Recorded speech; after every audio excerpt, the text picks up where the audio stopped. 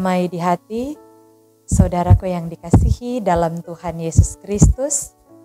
Hari ini kita merenungkan firman Tuhan dalam penjabaran trilogi pembangunan jemaat dari tanggal 8 sampai 14 Juni 2025 melalui channel YouTube Marturia Bukit Kasih Girian Permai.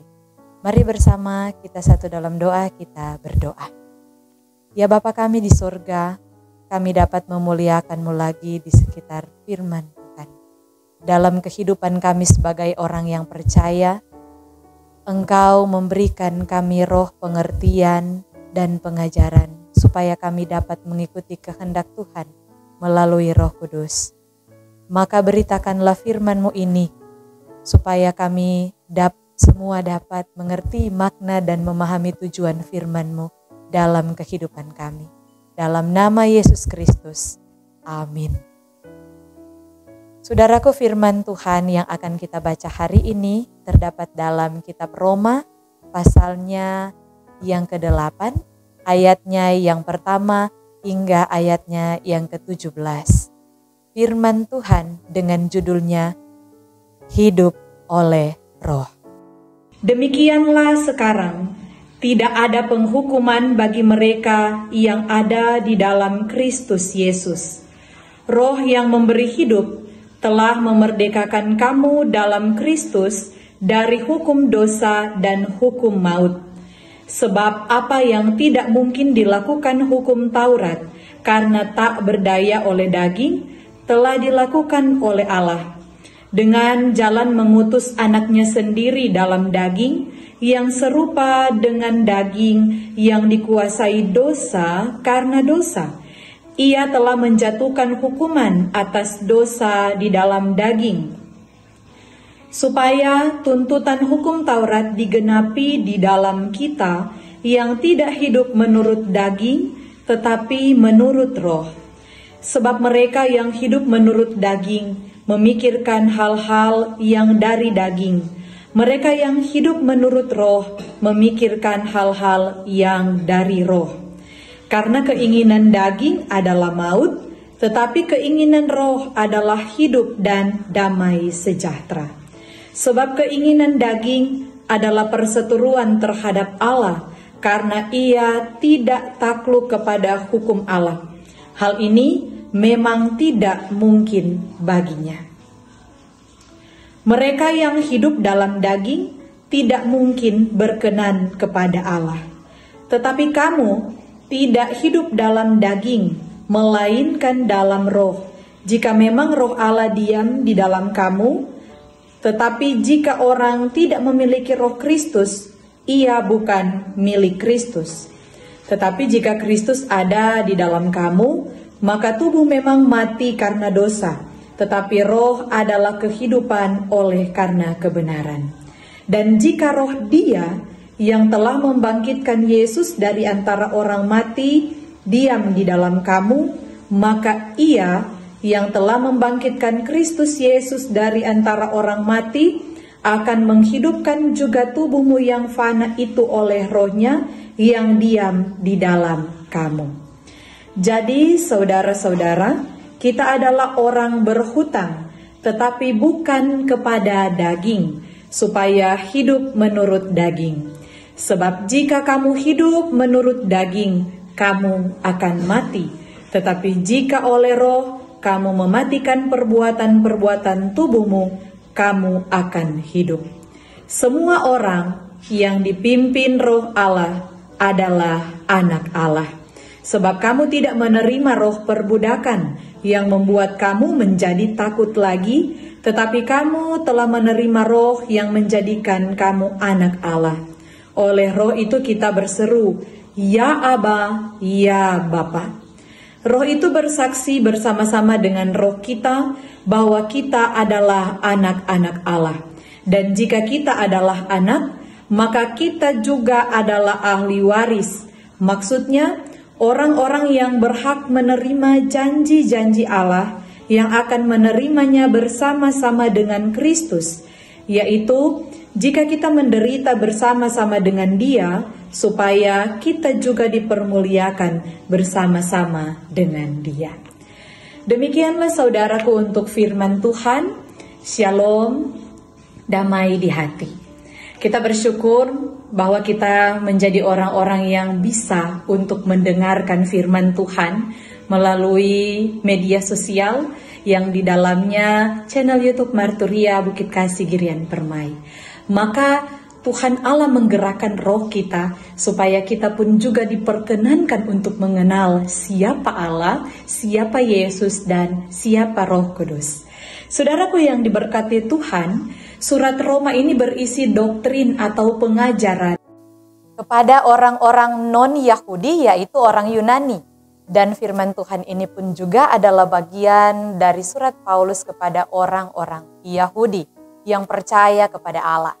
Tapi saudara-saudara, dalam tradisi dan etnis mereka ada banyak hal yang menjadi pertentangan.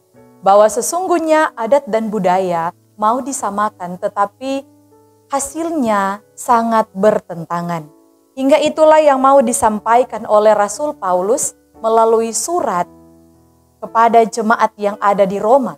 Sekalipun Paulus belum pernah mengunjungi Roma, tetapi karena keadaan Roma, jalur strategisnya, banyak jalan yang luas tetapi juga sambung menyambung, dan akhirnya sangat mudah terbentuk sebagai satu jemaat. Dan ketika Rasul Paulus mau mengenalkan bahwa inilah dirinya, dia memberikan kesaksian bahwa orang-orang yang hidup di dalam Tuhan, dia tidak mati lagi, tetapi dia akan hidup berdasarkan roh yang menuntun setiap perjalanan pelayanan dan kehidupan pribadinya. Sehingga saudara-saudaraku, surat Roma ini berhubungan erat dengan pneumatologi atau sangat berhubungan erat tentang roh. Yang artinya bahwa ketika perjalanan orang Kristen memiliki hubungan yang jelas dengan Allah, maka saat ini roh menuntun jemaat Tuhan, orang-orang yang percaya kepada Tuhan untuk taat di dalam roh. Saudaraku, menariknya tema yang akan kita kaji, yaitu semua orang yang dipimpin oleh roh Allah adalah anak Allah.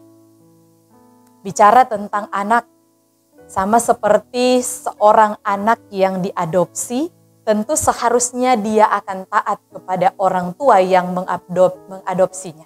Tetapi juga begitu dengan kita. Ketika Tuhan Allah memperkenalkan bahwa kita harus taat di dalam Dia, sama seperti seorang anak yang diadopsi, kita berhak memiliki ahli waris. Dan ahli waris itu milik kerajaan Allah. Saudara-saudaraku yang diberkati Tuhan, melintas dalam pikiran saya bahwa ternyata banyak orang yang mau diarahkan untuk menuju kepada jalan yang dituntun Roh Kudus, tetapi dalam kajian bersama saya mengutip sebuah buku dari yang kita kenal, yaitu Stephen Tong dalam bukunya Dinamika Hidup dipimpin oleh Roh Kudus. Dia mengemukakan tentang dua aspek yang dalam kajiannya pertama, aspek negatif. Stephen Tong mengemukakan tentang aspek negatif ini bahwa pimpinan Roh Kudus untuk masuk ke dalam situasi atau suasana yang sama sekali berbeda dengan keinginan kita akan membawa kita kepada situasi yang sulit, situasi yang sengsara, dengan tujuan bahwa akan menguatkan iman kita kepada Tuhan. Tetapi dalam segi aspek positif, saudaraku, dapat kita pahami bahwa pimpinan Roh Kudus adalah lanjutan dari aspek negatif, yaitu kita diberkati dengan hidup berkelimpahan, kita dimerdekakan, kita punya kebebasan untuk menuntun kita supaya memiliki kekuatan untuk memimpin diri kita sendiri. Tetapi saudara-saudara, tujuannya adalah aspek positif ini supaya kita dapat meneruskannya kepada orang lain.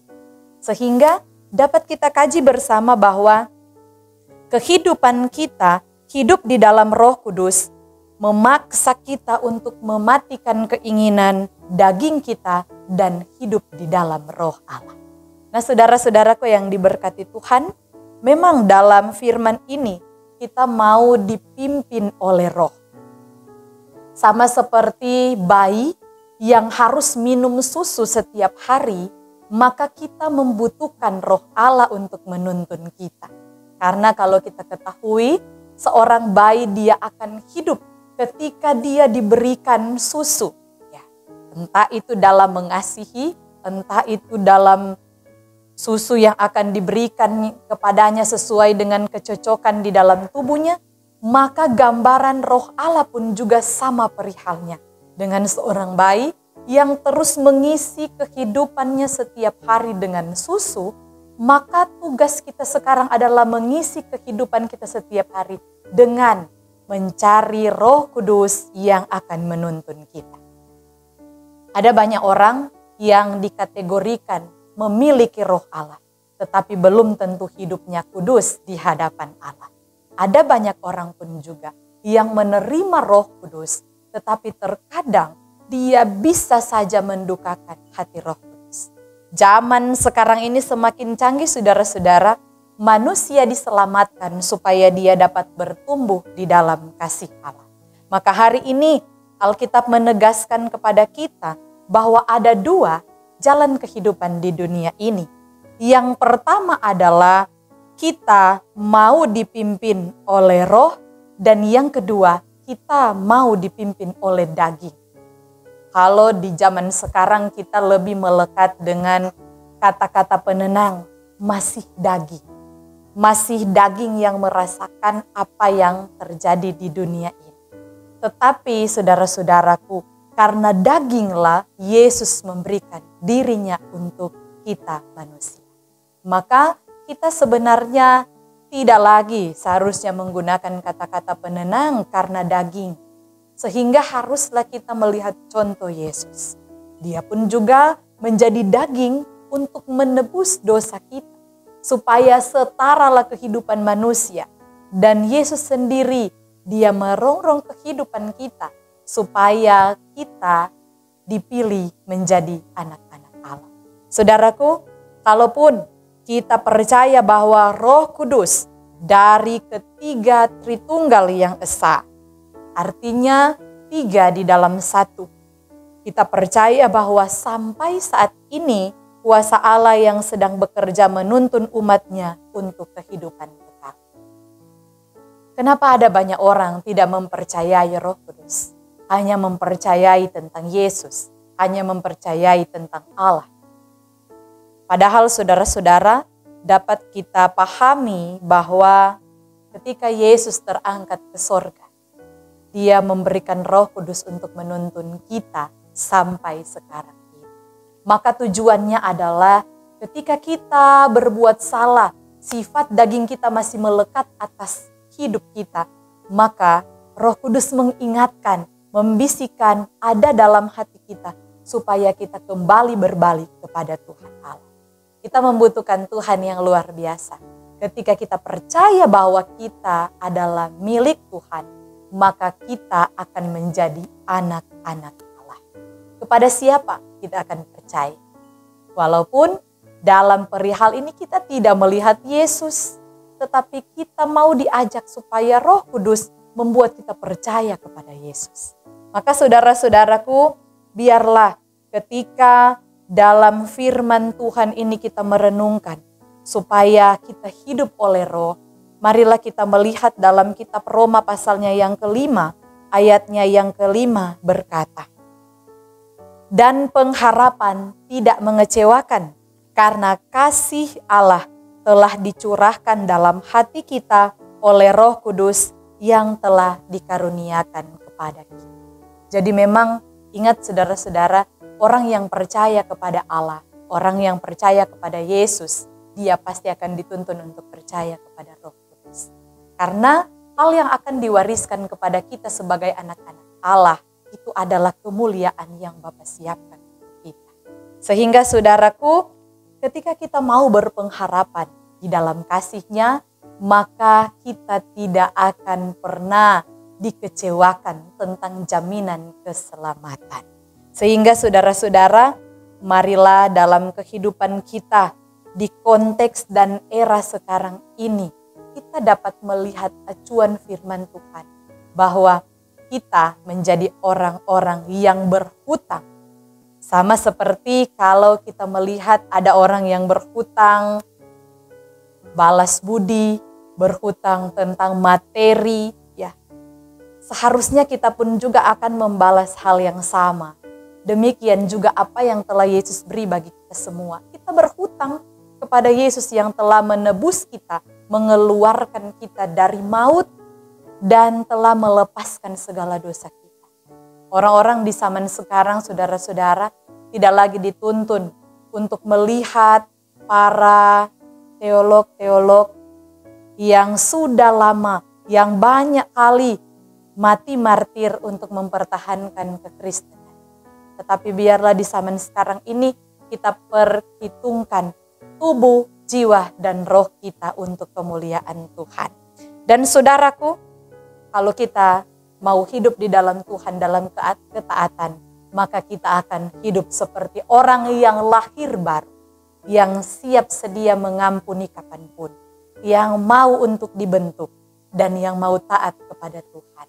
Memang terasa susah, berat sekali untuk menerima hal-hal itu sebagai orang yang lahir baru. Tetapi janganlah mau menuntut daging kita untuk mengikuti perasaan kita. Jangan mau supaya daging kita menguasai pikiran kita. Daging kita menguasai kehidupan kita. Tetapi biarlah kiranya kita meminta Roh Kudus daripada Tuhan, supaya orang semua merasakan kasih daripada Tuhan. Pesan firman bagi kita semua, saudara-saudaraku, biarlah kita memakai kehidupan kita supaya menjadi berkat bagi orang lain. Karena kita mewariskan hal kerajaan Allah. Janganlah memikirkan hal-hal yang membuat iman kita lemah. Karena ketika iman kita lemah, daging kita menurut, dan hidup kita tidak karuan. Kita kehilangan apa yang dinamakan tentang roh Allah dalam hidup kita. Maka manusia lama mudah dikendalikan oleh roh iblis. Sehingga ketika kita lahir baru, kita mudah dikendalikan dengan sifat roh Allah. Tuntunlah hidup kita, saudara-saudara. Ajaklah keluarga kita yang terdekat. Karena memang sulit untuk membawa keluarga kita hidup percaya kepada Tuhan. Sekalipun kita percaya, belum tentu keluarga kita pun juga merasakan hal yang sama. Mari kita berdoa. Ya Bapa kekal di sorga, tuntunlah kami semua sebagai pendengar yang diberkati, supaya roh ketaatan, roh penghibur, roh yang akan membawa kami terus-menerus percaya, akan membuat kami sebagai orang-orang yang tahu tentang kebenaran Kristus, melakukan kehendak-Mu. Tuntunlah dan pakailah kami, supaya kami dapat berteologi tentang Allah, tentang Yesus, tentang Roh Kudus, dan kami mau belajar di dalamnya, supaya kami dapat menyikapi hidup kekristenan, apa yang akan kami pilih, apa yang akan kami terapkan dalam kehidupan kami setiap hari. Terima kasih untuk tuntunan-Mu, kami diberkati, semua yang kami wartakan tentang kebaikan firman Tuhan pun juga akan diberkati. Maka tuntunlah kami semua Tuhan, supaya kami pun juga jadi berkat. Terpujilah nama-Mu, kami bersyukur bersama. Haleluya. Amin. Demikianlah saudaraku untuk Warta Firman Tuhan melalui channel YouTube Marturia Bukit Kasih Girian Permai. Jangan lupa saudara untuk share video ini, like, komen, dan subscribe Marturia Bukit Kasih Girian Permai, supaya disebarkan nama Tuhan bagi orang semua yang mau hidup di dalam. Tuhan Yesus berkati kita semua. Shalom, damai di